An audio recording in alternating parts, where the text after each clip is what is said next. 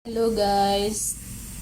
Gumagawa si ate ng pancake pero hindi na niya pinakita kung paano niya DIY kasi busy kami. Nagamit siya ng gatas, harina, mantika, itlog at saka yan na.